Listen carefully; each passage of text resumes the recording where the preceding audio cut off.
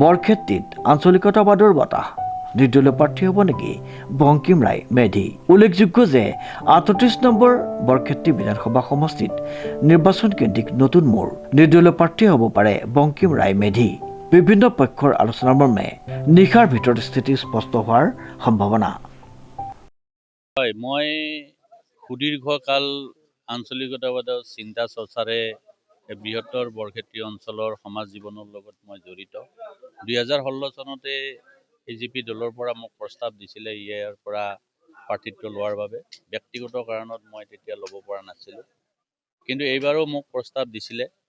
কিন্তু কালক্ৰমত মিত্ৰজোঁটৰ চৰকাৰৰ যিটো সিদ্ধান্ত হ'ল যে ইয়াত BJP ফালৰ পৰা প্ৰাৰ্থী প্ৰক্ষেপ কৰিলে, গতিকে AGP ইয়াত দিয়াত নহয়। সেই ক্ষেত্ৰত আমি কি সিদ্ধান্ত ল'ম, কি কৰিম, আজি এই সভাখন অনুষ্ঠিত কৰা হৈছিলে। আমাৰ এই অঞ্চলৰ 100 পৰা 200 মানুহক আমি নিমন্ত্ৰণ জনাইছিলোঁ। তাৰ ভিতৰত তেখেতসকল মোৰ মাজত উপস্থিত থাকি আজি সভাখন মাননীয় নাড্ডা ধনেশ্বৰ নাড্ডাৰ নেতৃত্বত সভাপতিত্বত আজি সভাখন অনুষ্ঠিত হয়।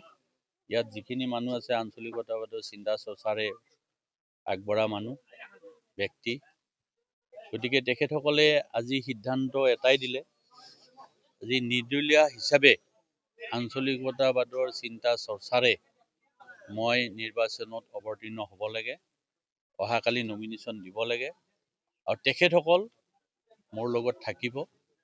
মোক সকলো প্ৰকাৰে দেহে কেহে মনে সকলো ক্ষেত্ৰতে উপস্থিত থাকি সহযোগ কৰিম বুলি আজিৰ সভাত এই বৃহৎ সংখ্যক ৰাইজে সিদ্ধান্ত লৈছে।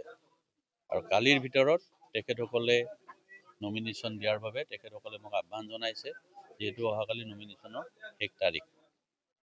মই তেখেতসকলক কৈছোঁ আজি ৰাতি আমাৰ আৰু এখন সভা আছে, আলোচনা আছে, গতিকে আপোনালোকৰ প্ৰস্তাৱটো সেই সভাখনত মই মোৰ যিখিনি শুভাকাংক্ষী, মোৰ যিখিনি পৰামৰ্শদাতা, মোৰ যিখিনি জ্যেষ্ঠ ৰাজনৈতিকভাৱে বিশেষজ্ঞ ব্যক্তি, সুদীৰ্ঘ বছৰ ধৰি এই নলবাৰী সমাজ জীৱনৰ লগত বৰক্ষেত্ৰী সমষ্টিত যিখিনি মোক সকলো প্ৰকাৰে দিহা পৰামৰ্শ দি আহিছে, তেখেতসকলক লৈ পিনে মই আলোচনাত বহিম।